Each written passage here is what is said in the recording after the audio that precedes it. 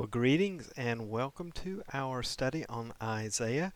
We're going to be in chapter 9 of Isaiah today, and we'll go through chapter 10 hopefully as well, or most of it anyway. So if you have your Bibles with you, turn to chapter 9 and I'll start reading here.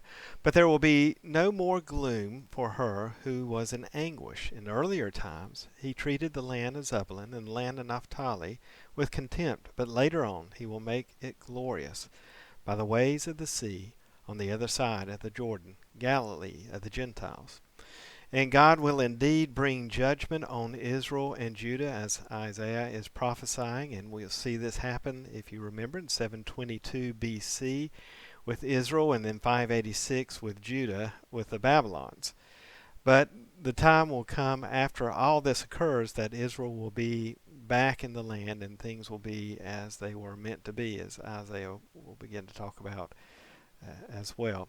So in chapter 9, God says, nevertheless, and it's given the judgment that will be taking place, there will be no more gloom for those who were in distress in the past. He humbled the land of Zebulun and the land of Naphtali. That's Israel, the northern kingdom. But in the future, somewhere out in the future, Isaiah is saying, he will honor Galilee of the Gentiles. Now that's an odd thing to say in some sense, because you think Isaiah is predominantly going to be talking about the house of God, Israel. And if you look at the territory of Galilee, that's near the Sea of Galilee, which is why it's called Galilee, is because it's near that sea. It's Israel's territory. So we read, in the past, the land of Zebulun and the land of Naphtali. Zebulun's in the west of the Sea of Galilee, and Naphtali is in the right above Zebulun. And Isaiah says, in the past he humbled the land of Zebulun and Naphtali, but in the future, so that's somewhere out in the future, he will honor Galilee, the territory of the Gentiles. And again, at this time, it's not a territory of the Gentiles. Well, when does Galilee become a part of Gentile territory? Periodically, when the Assyrians attacked from Damascus, they attacked from the north to the south, and they take parts of Galilee. And this goes back and forth throughout history as wars go on. But in the future, Galilee will be predominantly Gentile, is what Isaiah is saying here. And when does that occur? Well, it occurs during the Roman period. Tiberius is built. Tiberius is an emperor, but it's also a city. Tiberius is built on the Sea of Galilee, and if we think of the Sea of Galilee as a clock, it's about 7 o'clock on the Sea of Galilee where the city of Tiberias is located. And it's thoroughly a Roman city, and Galilee is controlled by the Romans. We noted when we were studying the Gospels that Galilee was up north. If you travel from Galilee to Jerusalem, it's a little over 100 miles going south. And if you're traveling from there, it's about 700 feet below sea level. And you go up 2,500 feet above sea level to Jerusalem. And that's why when we talked about the Gospels and maybe brought in some Psalms, let's go up to Jerusalem. There's quite a journey. It's a mountain walk. Jerusalem is the capital of Israel, and Jerusalem's capital is Judah in this day, and it is a very conservative place. It's I guess you'd say a profoundly conservative place, and I say that because it's the seat of political power and the seat of religious power. And anytime you have a location that's the seat of political power and religious power, it's going to be by definition a very conservative place, because power has an incentive to continue on in the way it's always gone. There's a natural incentive to retain power, to continue doing things like you've always done them. It's not all about power, but there's just when you I guess you'd say, you get set in your ways that this is working, and why ruffle feathers. So it becomes a profoundly conservative place. Now Galilee, on the other hand, by the time Jesus arrives, Galilee is way on the fringe of the conservative. Galilee is known for its liberal attitude. And I'm not talking about now, here we are in the midst of voting season. I'm not talking about a progressive movement or what we call the progressives in church. It's very, I would consider it very different from that. In a sense, you get the political and religious system. You're getting more of a high church, and I would think of it more as a country church in Galilee. There's just different way we worship. There's a different way we gather. There's a different way we read the Bible and look at the Bible. And you've seen this in our time where you go to a formal church and you're maybe used to a country church, and it seems weird, and if we're not careful we end up criticizing, or vice versa. High church comes to a country church, and the way worship is done at a country church is very casual. It's just very different for these folks, and it can be uncomfortable. It can be criticized in that way. And there was some of that going on. So Jesus could teach and preach around the Sea of Galilee and gather crowds of 5,000 people who would sit and listen. He could get away with that in Galilee. You can't do that in Jerusalem, and we see that in the Gospels. If you were a person teaching, maybe some of Jesus' teachings were considered radical new ideas, but they weren't. They were very biblical ideas in Jerusalem. And he's gathering a crowd. The religious authorities want to put a stop to that, and they tried that. And that's exactly what they tried to do, especially during Holy Week when Jesus comes to Jerusalem. During that teaching time, he gets the religious leaders on top of him. They, if you remember the gospel stories, I hope you do, they try to arrest him because there's a lot of people. They don't try to get rid of him. They try to arrest him because there's a lot of people that like him, and they don't want to trigger any riots, especially during Passover. And what they do is they end up trying to discredit him to stop him. And we've had a few sermons about that, and I'm sure you've remembered that in your readings of the gospel as well. The religious leaders, they try to stop him. If the religious leaders don't put a stop to them, they know that the Roman authorities most certainly will. So the religious leaders kind of caught between a rock and a hard place, and they know that if the Romans come into this and get involved, that's not really going to be a pretty sight. So you can't do that kind of thing in Jerusalem. You can't stir up the crowds and introduce these new ideas, I guess, in their minds. But again, I think it was a much more biblical view that Jesus was introducing and calling the church to. But it was ruffling feathers. It was his speech, his preaching, his sermons, his way of living was a challenge to a church that had become set in its ways. And again, these ideas, they fly in Galilee. People are attracted to them, and obviously in Jerusalem as well, but the folks in power had a difficult time with that.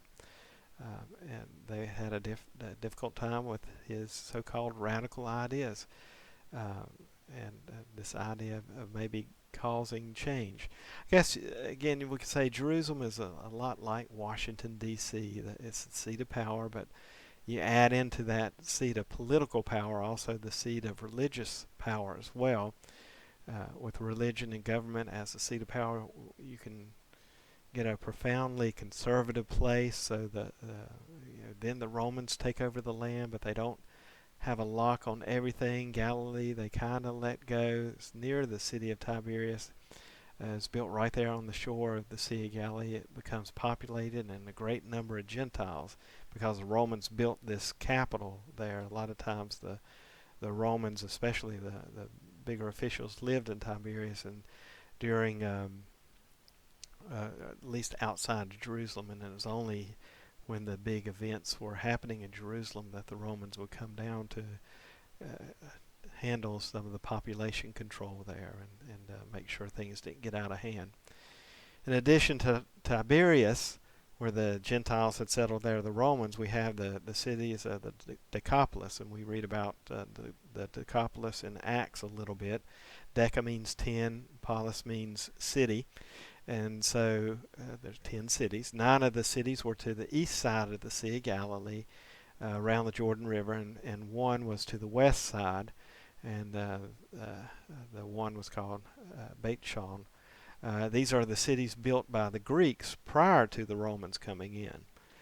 And they're all Gentile, or mostly Gentile populated cities. So if you happen to have in your Bible a New Testament map, you can see the influence of the Gentiles in Galilee.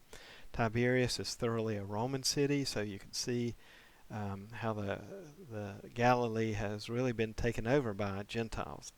And we have the fruit of what Isaiah is predicting in chapter 9 here. In the past, he treated the land of Zebulun and the land of Naphtali with contempt, but in the future, he will honor Galilee of the Gentiles by the way of the sea. And the way of the sea is Via Maris in Roman language there, which is the way of the sea. He will honor Galilee of the Gentiles by the way of the sea. He will honor Galilee by the Via Maris, going up to Damascus along the Jordan. Let's continue reading Isaiah here. The people who walk in darkness will see a great light. Those who live in a dark land, the light will shine on them. And this is Isaiah saying, in the future, when this land is taken over by the Gentiles, a light will penetrate into Galilee. And what will be that light? Well, we see it from our perspective as Christ entering into Galilee as the Messiah. And he's teaching and he's preaching there for 3 years. Let's continue on in Isaiah. You will multiply the nations, you will increase their joy, they will rejoice in your presence as with the joy of harvest, as people rejoice when they divide the spoils, for you will break the yoke of their burden and the staff on their shoulders, the rod of their oppressor as the battle of Midian. For every boot will be a marching warrior in the roar of battle, and cloak rolled in blood will be for burning fuel for fire. Because at that time when that light pierces Galilee of the Gentiles, this is what Isaiah is saying, that light's going to penetrate that. And there's just changes coming, that there's going to be a light shining in the darkness even for the Gentiles here. For unto us a child is born, unto us a son is given, and the government will be upon his shoulders, and he will be called Wonderful Counselor, Mighty God, Everlasting Father, Prince of Peace. Of the increase of his government and peace there will be no end. He will reign on David's throne and over his kingdom, establishing it and upholding it with justice and righteousness from that time on and forever. And how will this happen? The next verse, the zeal of the Lord Almighty will accomplish this. And this has been read as a messianic passage since way back in Isaiah's time. So the Jewish people considered this a messianic prophecy, that one will come in the future as power shifts and changes hands. One will come like a light piercing into Galilee, and that person will be called Wonderful Counselor, Mighty God, Everlasting Father, Prince of Peace.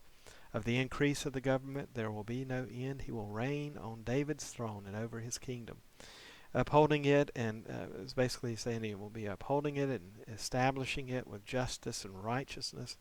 And so what did people expect of the Messiah?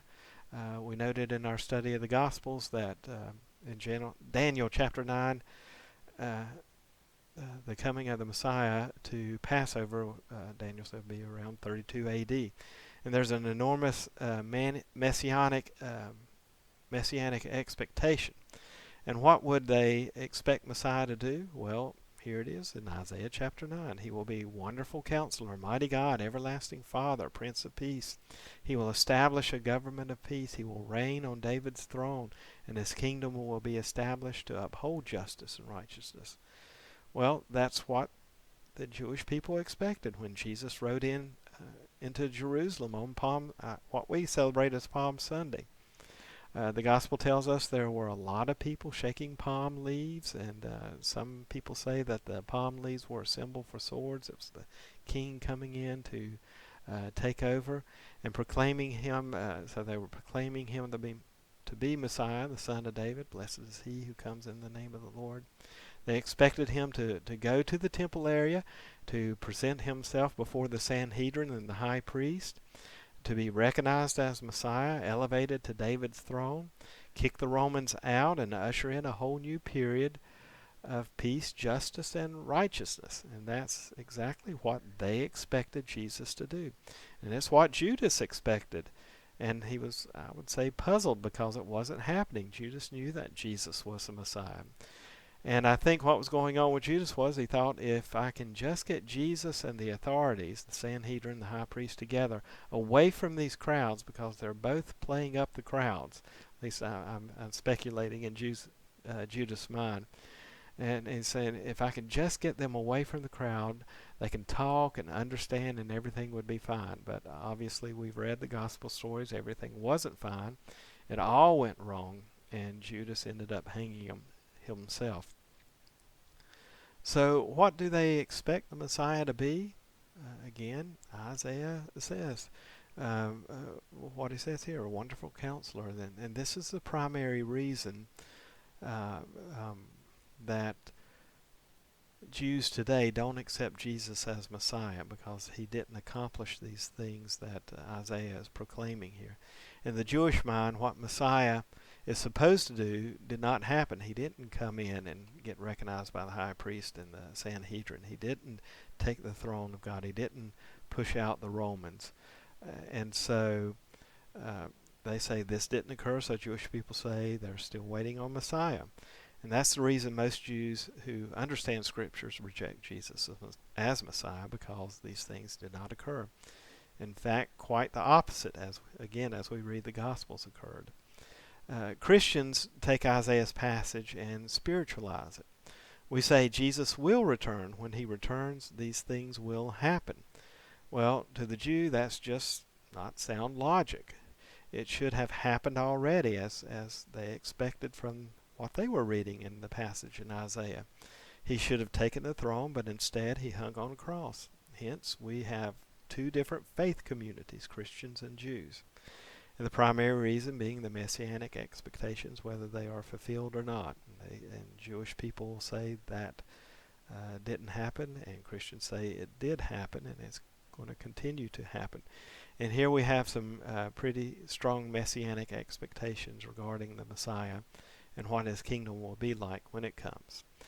Let's go on to Isaiah verse 8 here. The Lord sends a message against Jacob, and it falls on Israel. And all this will occur, but that doesn't take away from what is going to happen now. Remember, we talk about a prophetic.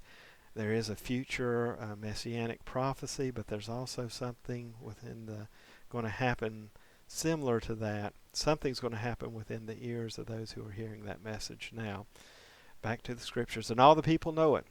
That is Ephraim and the inhabitants of Samaria. The entire northern kingdom is what Isaiah is saying. Asserting in pride and in arrogance of heart, the bricks have fallen down, but we will rebuild with smooth stones. And Isaiah is saying that some tragedies is coming into the nation.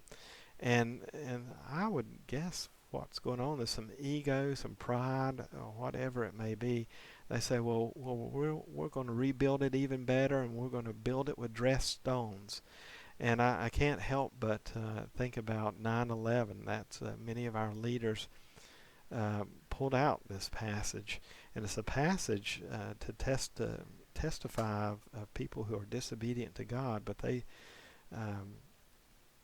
took it as, we're going to rebuild. These things fell, but we're going to rebuild and make it beautiful and better, and we're going to plant the trees that were destroyed. And they did that as well.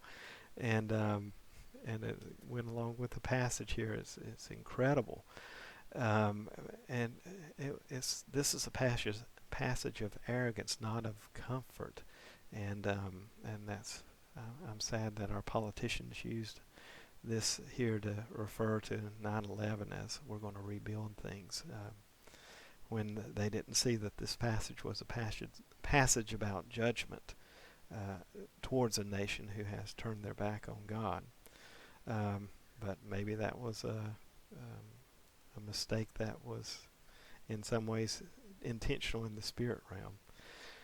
But we will rebuild with smooth stones. The sycamore, or maybe your translation, the fig trees have been cut down, but we will replace them with cedars.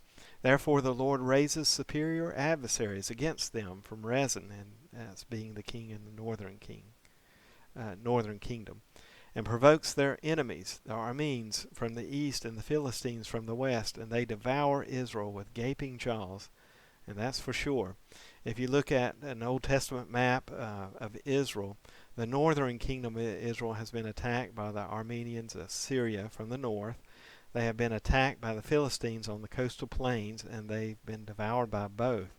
And Isaiah says, by way of refrain in verse 12, in spite of all this, his anger does not turn away. So the punishment has come, and they are suffering now.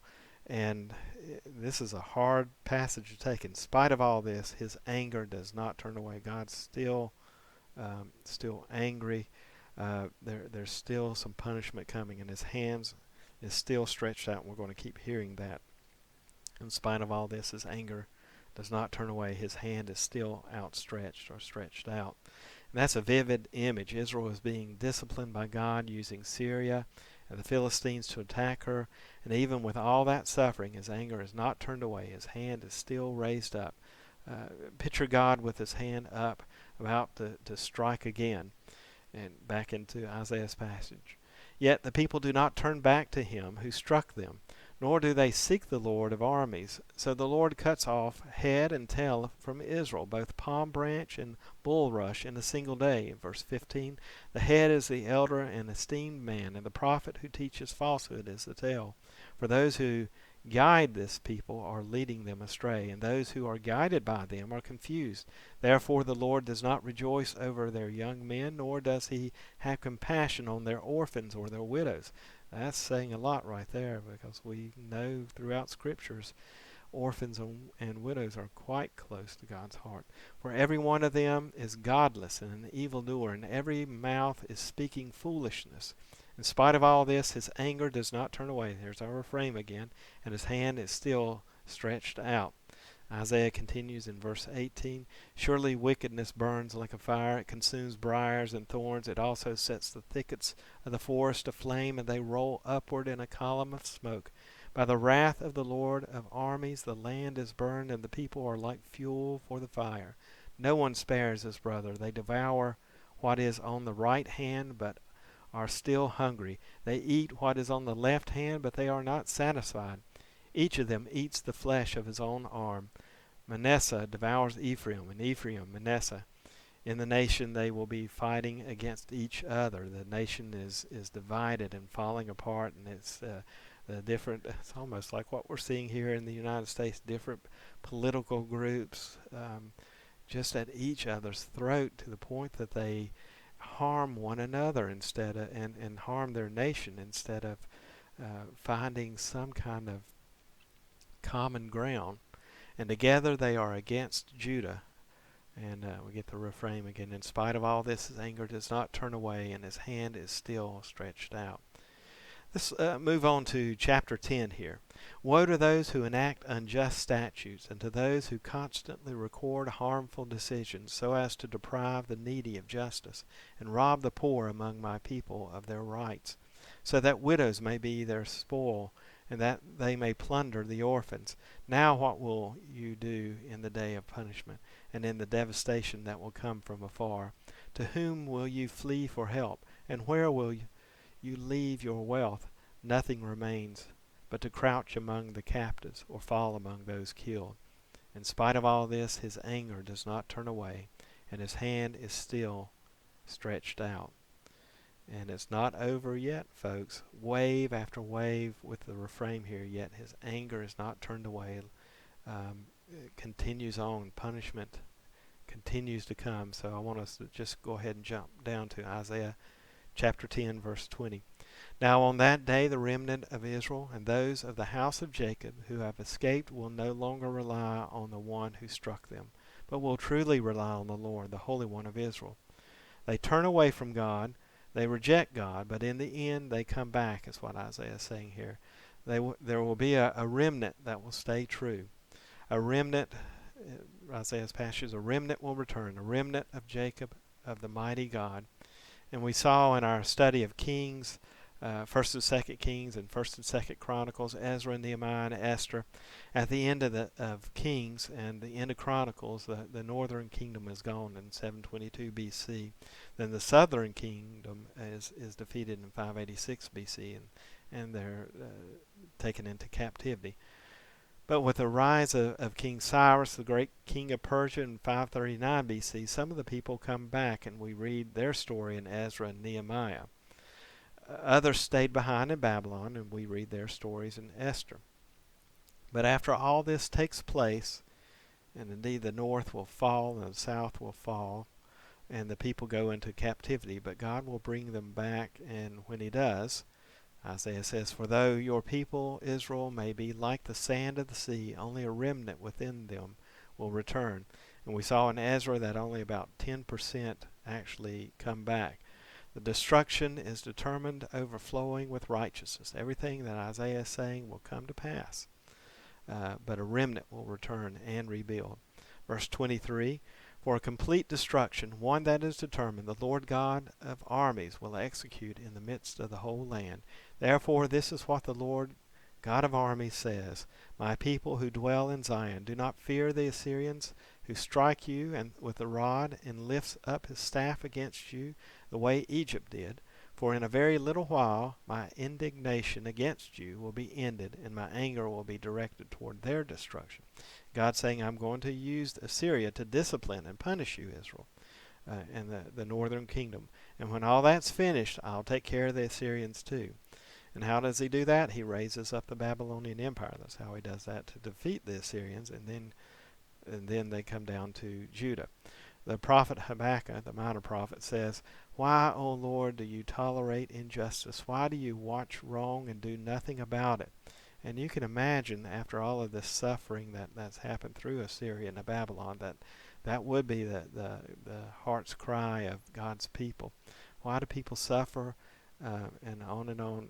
Habakkuk goes, why is this happening? Why are people suffering? Why is all this looks like injustice to me happening? And God says, look at the nations and watch and be utterly amazed, because I'm going to do something in your day that you wouldn't believe. And even if, in my interpretation now, God's saying, even if I told you I'm raising up the Babylonians, a ruthless and impetuous people who will sweep across the land, obliterating Assyria, taking the northern kingdom from Assyria, and attacking Judah and Jerusalem, taking Judah and Jerusalem, and then going down and taking Egypt as well. Back to our scriptures, I am raising up the Babylonians. I, God, raised him up for this very purpose. In Habakkuk, he says, Babylon will be the ones I use to discipline Judah and Jerusalem, and when I'm done, I'll deal with Babylon too. And how does he do that? He raises up Cyrus, the king of Persia, to defeat the Babylonians. And it's all laid out right here in our study in Isaiah. Isaiah says this is how it's going to happen, and it happens exactly like he says it will happen. Well, I'm going to stop right here with our in chapter 10, and we'll pick up next week. I pray you have a great week, and I pray God's blessings be upon you. Peace.